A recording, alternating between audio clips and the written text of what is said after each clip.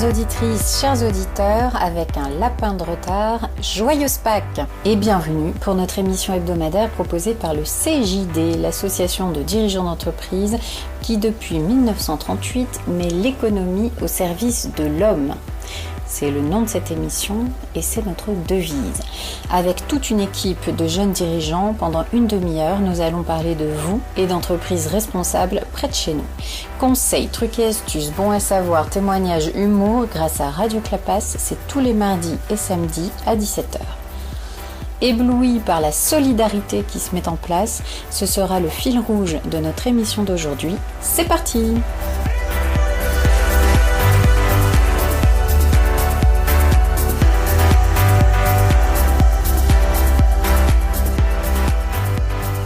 Nos entreprises, ce sont nos biens et services, nos emplois, notre protection sociale, une vie sociale. Tout de suite, c'est carrément près de chez vous. Une rubrique animée par Richard, Yannick, Pierre et Anne qui nous propose tout de suite la météo d'une entrepreneur dans le domaine du marketing et de la communication. Anne et Dorothée, c'est à vous.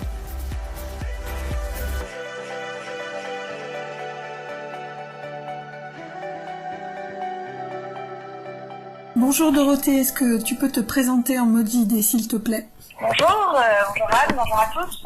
Donc Dorothée Burtin, je suis JD sur la section de Montpellier depuis maintenant 3 ans. J'ai 45 ans, Montpellier-Rennes. J'ai travaillé 15 ans chez Michelin et je suis revenue depuis 5 ans, presque 6 maintenant sur Montpellier, où j'ai créé une entreprise de conseil et d'accompagnement en marketing. Tu peux nous donner ta météo de ces quelques derniers jours? Alors évidemment, dans le contexte actuel, c'est une météo, je dirais, mitigée, mais en même temps, j'ai fait des choix perso qui sont très adaptés à la situation et qui me permettent de vivre cette situation le plus efficacement et légèrement possible. Voilà. Donc au final, c'est un grand soleil parce que je suis en bonne santé, les gens autour de moi sont en bonne santé. C'est déjà l'essentiel. Quelle est la décision la plus importante que tu as prise depuis l'annonce du confinement? Alors, c'est une décision qui est perso, mais qui a un impact professionnel dans la mesure où donc je vis seule globalement et là, en fait, j'ai pris la décision de ne pas rester chez moi et d'aller rejoindre des amis très très proches, ce qui me permet d'être dans une ambiance propice pour travailler, parce que c'est une vie de famille, un rythme, et puis aussi une gaieté. Voilà, donc aujourd'hui, j'arrive à avoir une routine, à travailler, à faire ce qu'il faut, et je pense que j'aurais eu beaucoup plus de mal en restant chez moi. Comment ça se passe en ce moment avec tes clients et les collaborateurs de tes clients avec qui tu travailles? Concernant mes clients, j'ai différents types de clients. Certains, alors tout est globalement ralenti, hein, évidemment, tout est globalement un peu en suspens, mais ce que j'ai cherché à faire absolument et ce qu'on a mis en place, notamment avec un de mes clients, c'est en prenant tous les conseils, notamment JD, un grand merci pour le télétravail, j'ai mis en place des réunions d'équipe hebdo où j'applique un peu les méthodes JD, où je leur demande de faire une météo, où on a défini ensemble des lignes guides, et je pense que c'est bien pour les équipes. Ça a créé une communication et une dynamique. Voilà. Et concernant mes clients de façon plus générale, il y a des grosses entreprises pour qui c'est une inquiétude qui est moindre et les choses avancent. Et puis des entreprises plus petites qui sont en grande difficulté et mes sujets ne sont plus forcément prioritaires. Voilà. Qu'est-ce que tu apprends en ce moment? Alors je prends le temps de lire des livres que je voulais lire et qui étaient importants pour moi. Donc déjà ça c'est un enseignement fort. Je prends le temps aussi de créer ces réunions d'équipe à distance. Et je pense que c'est vertueux parce que j'étais pas assez à distance et je perdais pas mal de temps en efficacité dans mon temps de travail. Donc je pense que se professionnaliser en télétravail et en travail à distance, c'est vertueux. Et quand je te dis le mot avenir, Spontanément, tu penses à quelle date? J'ai envie de dire le mois de juin, comme d'un mois, qui sera un mois où on va aller mieux. Et en même temps, je me dis à venir, c'est plus que jamais l'instant présent. C'est quoi tes coups de gueule des derniers jours? J'ai pas eu de coup de gueule. Sincèrement, j'ai le sentiment que tout le monde fait le mieux qu'il peut, du mieux qu'il peut, pardon. J'ai pas de coup de gueule. Et c'est quoi tes bonnes ou belles idées ou tes kiffs des derniers jours? Mes kiffs, en fait, comme j'ai frôlé le fait d'être toute seule, j'ai beaucoup de monde qui revient vers moi pour me demander comment je vais, et je me dis que moi, une de mes missions dans ce temps de confinement, c'est justement de prendre des nouvelles de tous ceux qui sont isolés, et aussi de mettre mon temps au service de projets qui font pour moi sens au-delà de mes missions. Donc mon kiff, c'est d'être là, d'être présente, d'être présente pour témoigner aujourd'hui, pour faire des témoignages auprès d'étudiants, pour faire passer des entretiens blancs, pour donner du temps aux autres.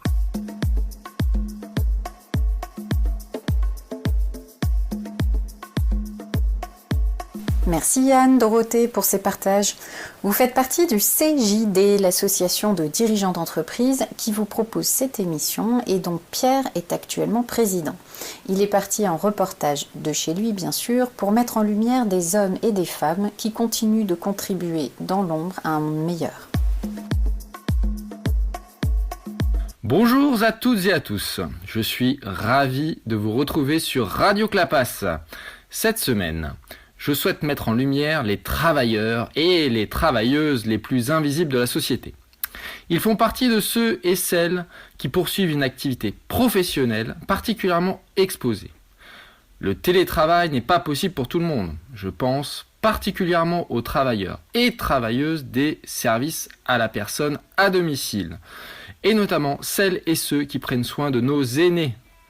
Je vous propose d'écouter 2 dirigeants d'entreprise, membres du CJD, qui ont pris des mesures concrètes, tant sur le plan sanitaire que sur le plan matériel, pour protéger leurs collaborateurs, tout comme leurs bénéficiaires. La santé et la sécurité de leurs collaborateurs sont une véritable priorité pour eux. J'ai interrogé Nicolas Mélis, dirigeant de l'Occitane, résidence retraite à Vic-la-Gardiole.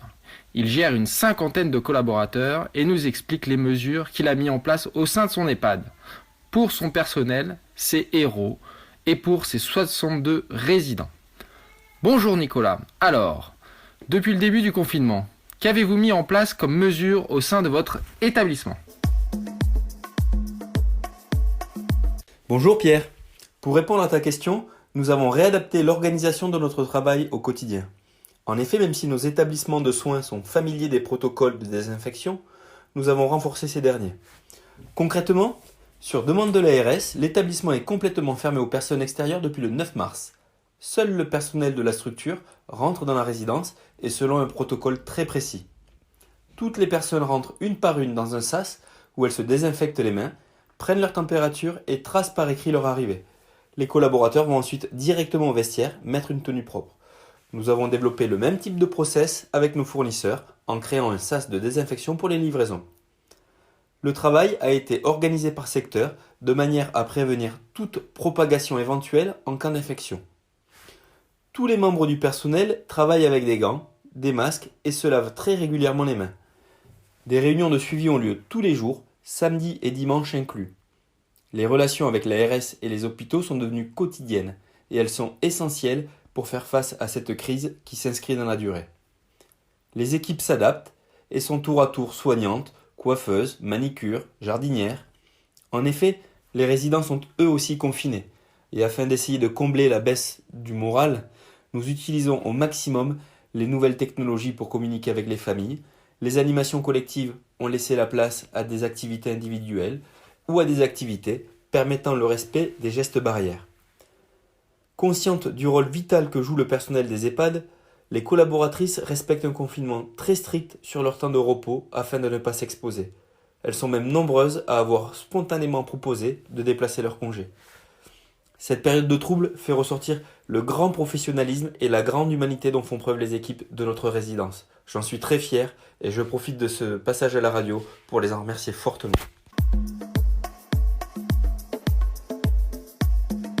Je vous propose maintenant d'écouter Christine Gomin, gérante de Petit-Fils Montpellier-Est. 60 personnes âgées bénéficient des services de Petit-Fils. Et oui, grâce aux 37 auxiliaires de vie qu'elle emploie. Bonjour Christine. Alors, même question que pour Nicolas. Quelles mesures concrètes avez-vous mis en place au sein de votre entreprise depuis le début du confinement ? Bonjour Pierre, je m'adresse à un public de personnes âgées entre 85 et 95 ans, souvent atteintes de plusieurs pathologies ou de personnes dépendantes, donc à risque. Dès début mars, nous avons relayé les gestes barrières aux auxiliaires de vie et aux clients. Au début du confinement, nous avons arrêté les missions non essentielles type ménage ou accompagnement, ce qui nous a permis de remplacer les auxiliaires de vie qui devaient elles-mêmes se mettre en arrêt du fait de fragilité auprès de clients qui avaient des besoins essentiels type aide à la toilette, voire vitaux, aide à la prise des repas. Il y a un peu plus de 3 semaines, les autorités nous ont demandé d'aller chercher des masques auprès des pharmacies. Ça a été le parcours du combattant parce qu'ils étaient donnés au compte-gouttes. Il fallait que j'équipe 37 personnes, j'en obtenais très très peu puisque tout le monde en voulait, tous les professionnels. Je remercie d'ailleurs chaleureusement Sonia qui est pharmacienne et qui fait partie du CJD pour nous avoir aidés au tout début. Et depuis, grâce à mon réseau professionnel, j'ai pu en commander.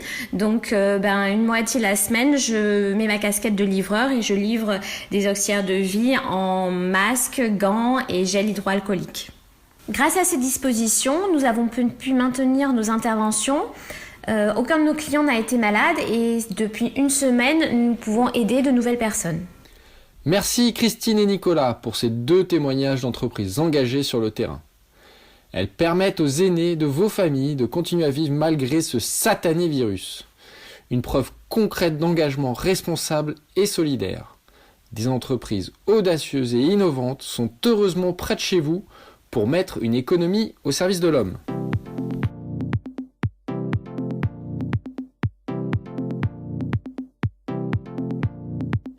Mettre l'économie au service de l'homme et non l'inverse. C'est l'engagement commun de 5500 dirigeants d'entreprises faisant partie du CJD qui vous propose cette semaine de savourer d'autres élans de solidarité.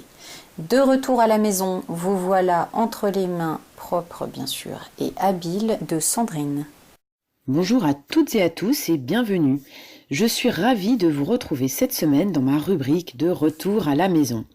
Alors bientôt 4 semaines de confinement. Certains diront que c'est l'occasion de prendre du temps pour soi et pour les autres. Il est à la fois une invitation à questionner ses habitudes personnelles et à interroger l'organisation sociale. Ce confinement nous octroie pour quelques-uns un droit à la paresse, trop souvent condamné à tort dans la vie de tous les jours, alors même qu'il se montre utile à bien des égards, notamment parce qu'il ouvre des portes de la rêverie et de l'imagination que nous ne franchissons que très occasionnellement. Mais il souligne aussi une autre vérité, plus cruelle, qui est celle de la disparité sociale et de la violence qui lui est analogue. Alors, je rêve que cette période spéciale soit un rempart aux égoïsmes et aux particularismes de chacun, en réveillant les solidarités et générosités de tous. Par volontarisme, cet altruisme s'exprime d'ores et déjà avec ceux et celles qui sont allés aider là où il y avait des besoins. Des entreprises se sont mises au service des nécessités de l'instant, mais des citoyens également. Fabrice Vergès, JD et dirigeant du bureau d'études Altimetrix, n'a pas hésité à offrir son temps pour le bien commun. Avec Yves, président d'une association locale de leur village, ils ont lancé une initiative qu'ils ont appelée l'opération Covid Out. Bonjour Fabrice, je suis directeur d'un bureau d'études en topographie sur Clarey, dans le nord de l'Hérault, JD, et je fais partie de l'atelier de Clarey, une association qui s'est créée en 2017. Nous avons monté une initiative suite à l'épidémie de coronavirus et je laisse la parole à Yves, président et fondateur de l'atelier de Clarey, pour vous en parler plus précisément. Bonjour à mon tour, donc Yves Chabert, je suis le président fondateur effectivement de l'atelier de Claret, il y a maintenant 3 ans. Alors qu'est-ce que c'est que l'atelier de Claret en quelques mots? C'est un espace de partage, on appelle ça tiers-lieu, c'est-à-dire un endroit qui est à la fois convivial et qui a 3 activités. C'est la particularité de l'atelier. On est à la fois un espace de bureau partagé, ce qu'on désigne par l'acronyme ou plutôt le mot anglais ou coworking, mais également un Fab Lab, laboratoire de fabrication numérique, et aussi un espace de formation. Alors, nous entrons depuis 2020 dans la deuxième phase de notre développement, le Fab Lab en question, et aujourd'hui, dans cette situation sanitaire exceptionnelle que nous connaissons, effectivement, l'atelier de Claret met en œuvre tous ses moyens techniques et humains pour contribuer à lutter contre la pandémie du Covid-19 en fabriquant, jour et nuit, on peut le dire, des masques visières de protection. Notre contribution, à titre gratuit, je précise, est destinée à mieux protéger en priorité les professionnels de santé, mais également les établissements d'accueil de personnes âgées, sans oublier nos amis de la Poste, les commerçants du village et aujourd'hui même les personnels qui interviennent à domicile dans les aides à domicile. N'hésitez pas à nous faire part d'ailleurs de vos besoins sur chacun de vos secteurs sur le territoire pour que nous puissions y répondre directement. Vous avez la possibilité de vous raccrocher sur notre page Facebook de l'atelier de Claret et vous avez en live toute la production et les réalisations, notre livre de bord en quelque sorte, des actions que nous menons actuellement. Bravo pour cette belle initiative. Fabrice et Yves nous ont démontré que l'intelligence collective, ça marche. Elle fonctionne aussi dans votre quartier. Avec Pierre Minaudier et sa famille, ils ont osé. Ils l'ont exprimé à Clapier. Alors Pierre, parlez-nous de votre initiative.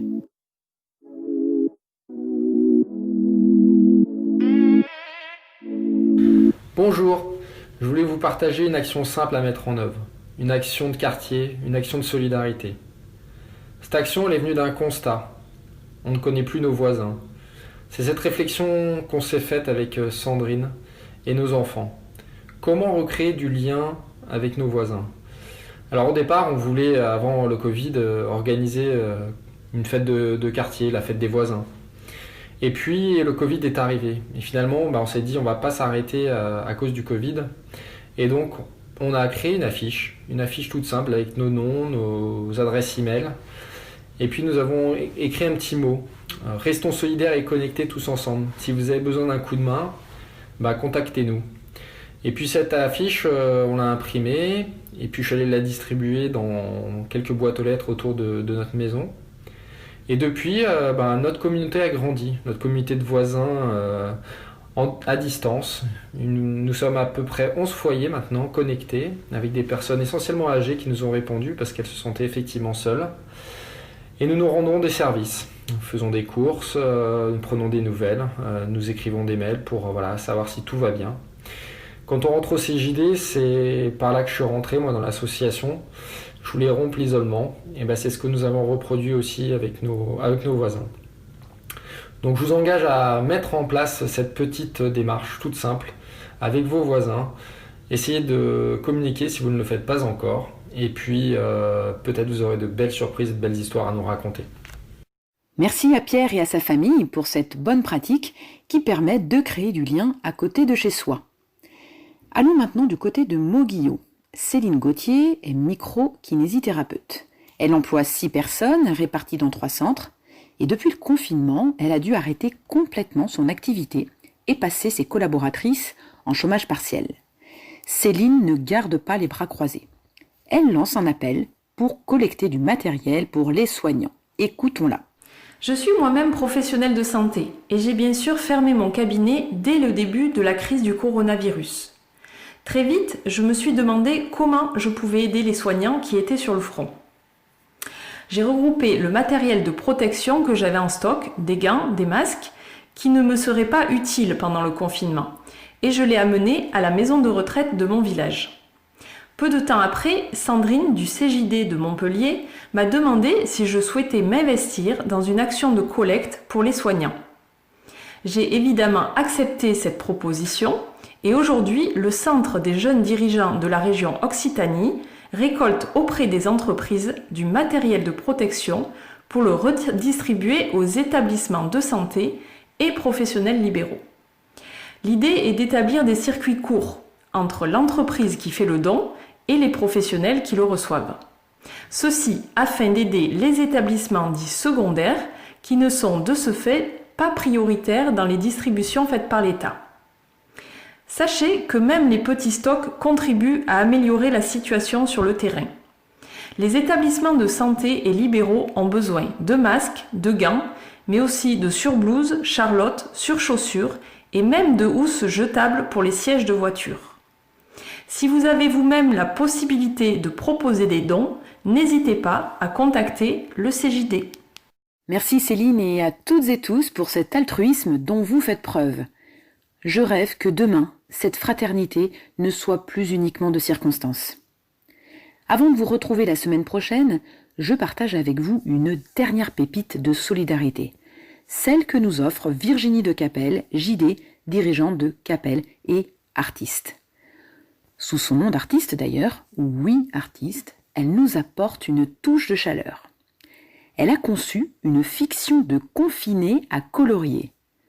Nommée Antivirus, cette fiction permet d'expliquer de manière ludique et avec une pointe d'humour ce satané virus aux enfants.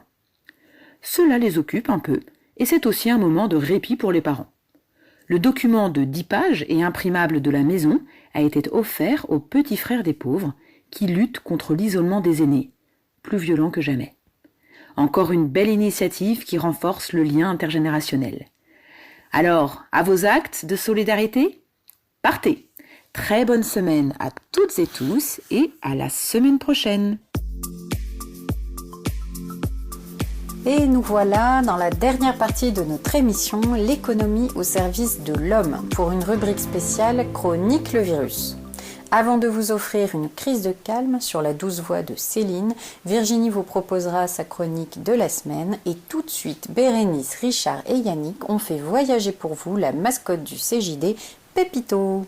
Je suis un super JD, je m'appelle Pépito. D'habitude, je participe à toutes les fiestas, je vais de boîte en boîte. Je suis l'ami intime de 5000 dirigeants. Retrouvez mon actu sur Facebook, @Pépito, le super JD.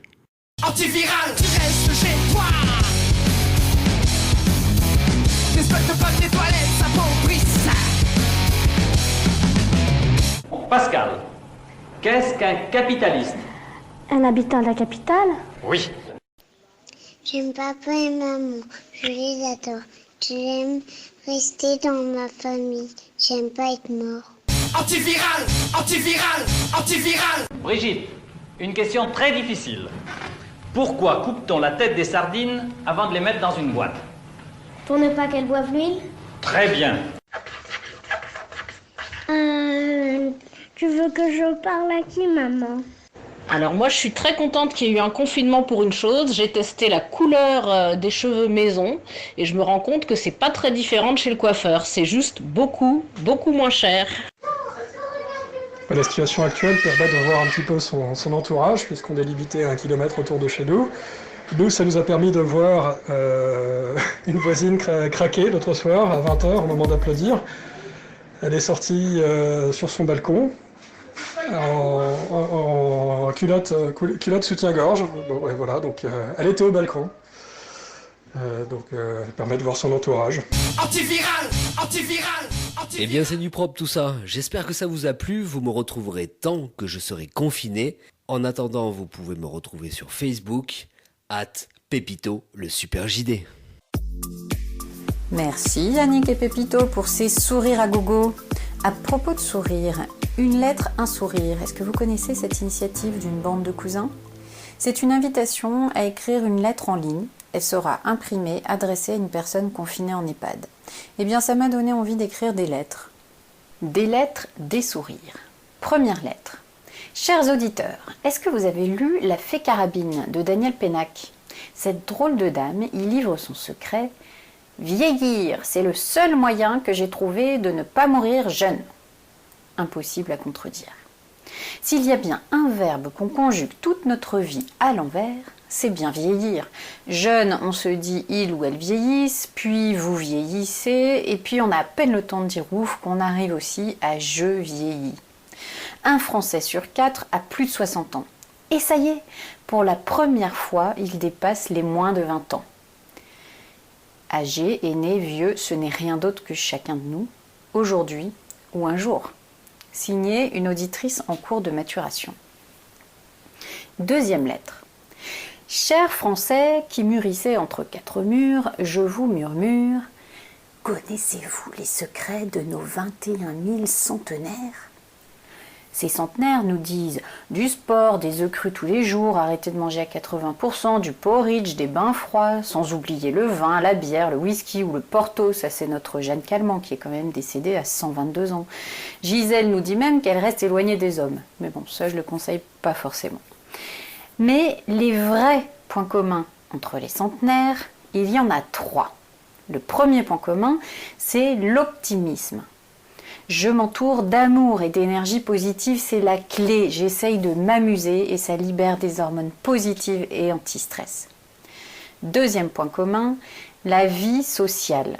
Je suis actif, empathique, ouvert sur les autres, je cultive ce lien social.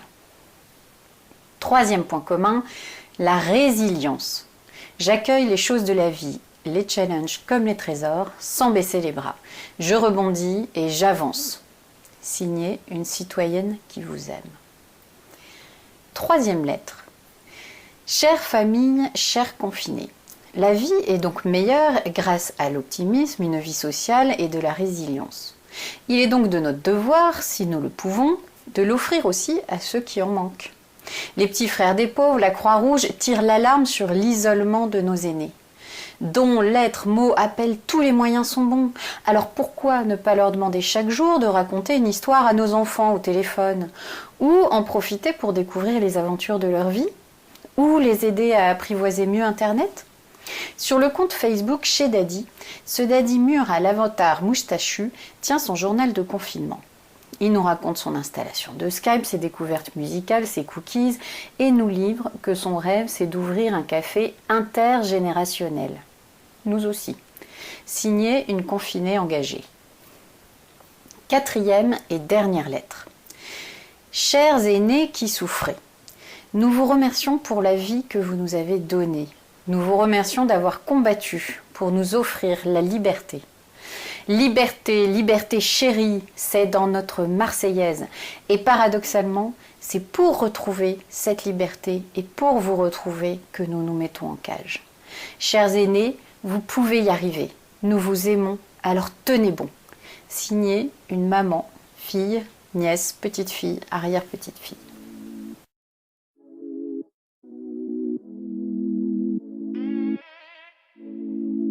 Chères auditrices, chers auditeurs, j'en profite pour vous interpeller. Nous recherchons des personnes âgées, seules chez elles ou dans des EHPAD, qui auraient envie de raconter une ou plusieurs histoires à des enfants de leur vie ou d'un livre.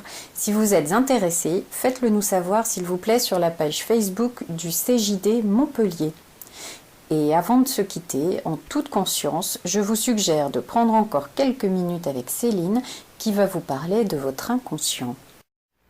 Bonjour chers auditeurs de Radio Clapas, je suis ravie de vous retrouver pour notre rubrique Crise de calme.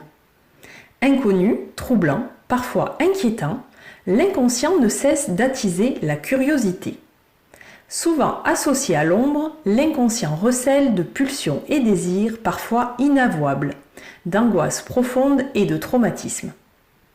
L'inconscient pourtant ne nous veut ni bien ni mal. Nous en possédons un parce que notre moi refuse de laisser pénétrer dans la sphère consciente tout élément susceptible de nous heurter ou nous faire peur. Ces pensées et désirs refoulés dans l'inconscient ne sont pourtant jamais suffisamment réduits au silence pour se faire oublier. Ils profitent des failles de la conscience pour s'exprimer sous la forme de rêves, de lapsus, d'actes manqués, de schémas répétés. Ignorer notre inconscient est guère possible. Il cherchera à se manifester et le plus souvent à notre insu.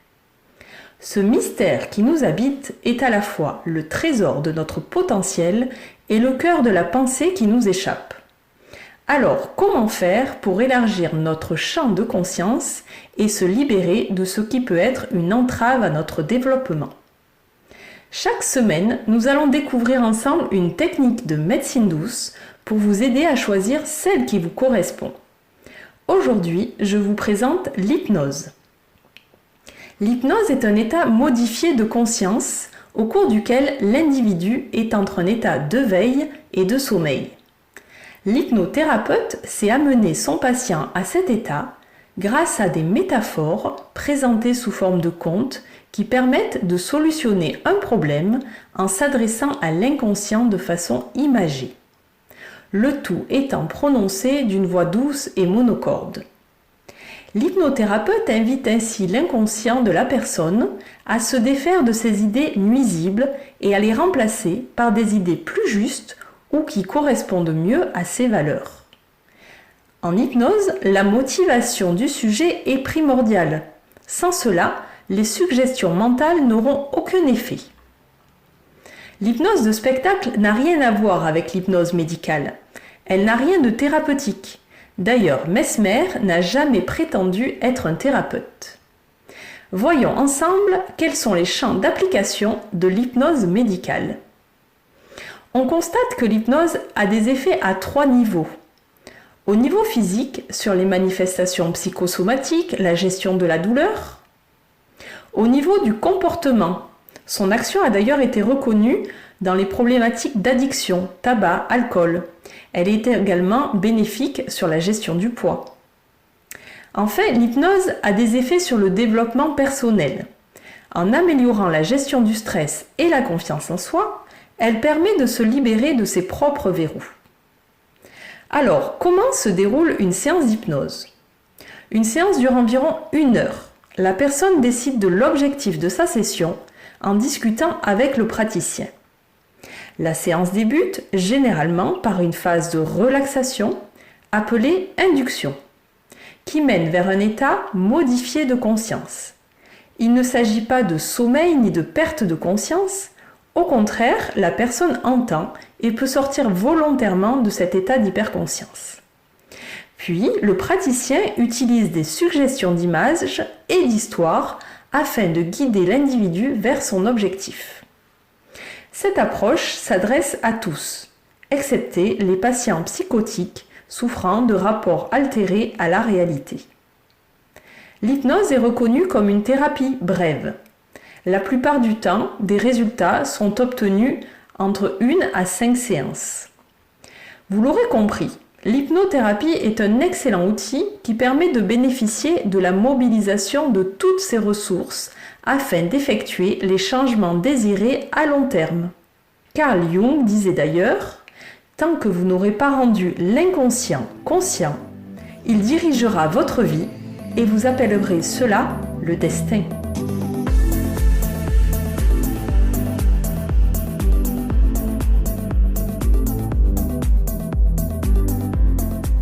Et en douceur, bon atterrissage chez vous. Merci à l'équipe de Radio Clapas pour son ouverture, ses idées, son accompagnement. Merci aux jeunes dirigeants du CJD de partager leurs valeurs pour mettre l'économie au service de l'homme et surtout pas l'inverse. Vous retrouverez le podcast de l'émission sur le site radioclapas.fr et sur le fil Facebook du CJD Montpellier. Nous vous donnons rendez-vous mardi prochain à 17h et d'ici là, prenez soin de vos proches et de vous.